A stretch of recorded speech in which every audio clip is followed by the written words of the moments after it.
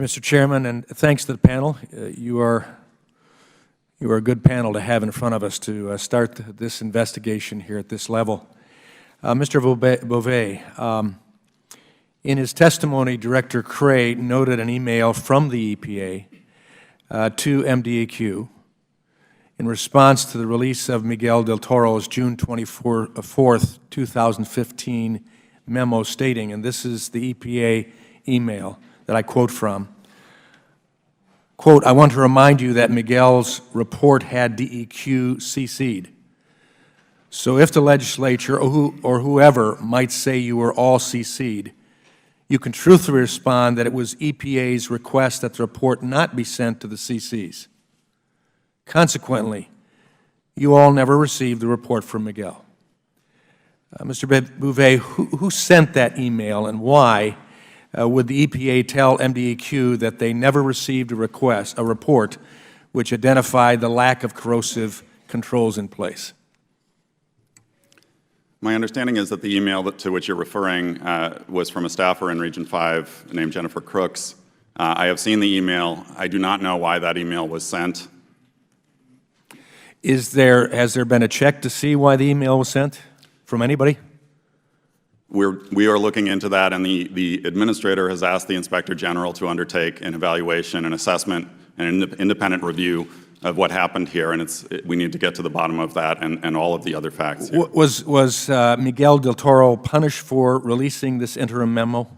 I am not aware of any punishment of Mr. del Toro. Mr. del Toro is a valued member of EPA's team. He is a nationally recognized expert in this area. Not listened to.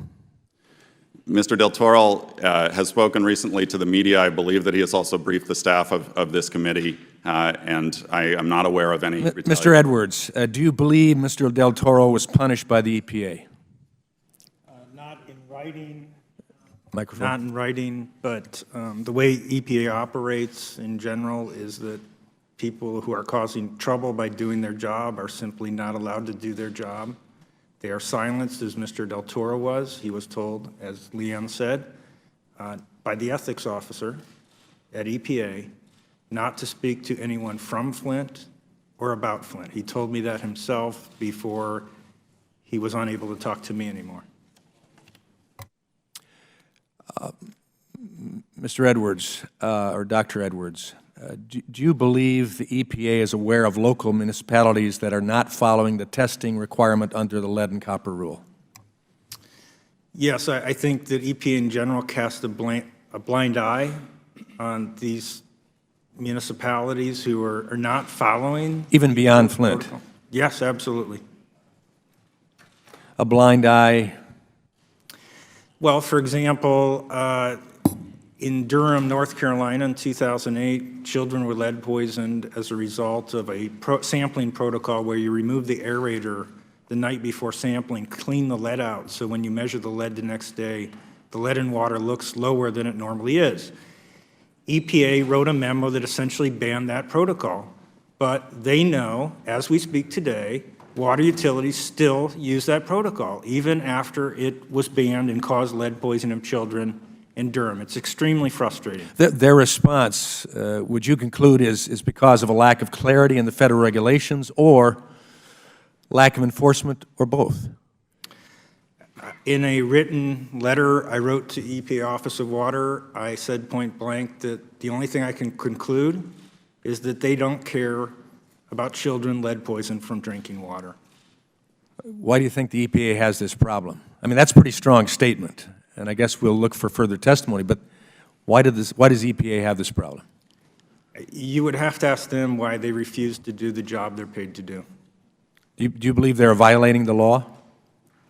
I believe that they're not enforcing the law, they're not enforcing their own policies, and they've created this environment in which basically anything goes. And this has manifested itself very clearly in Flint?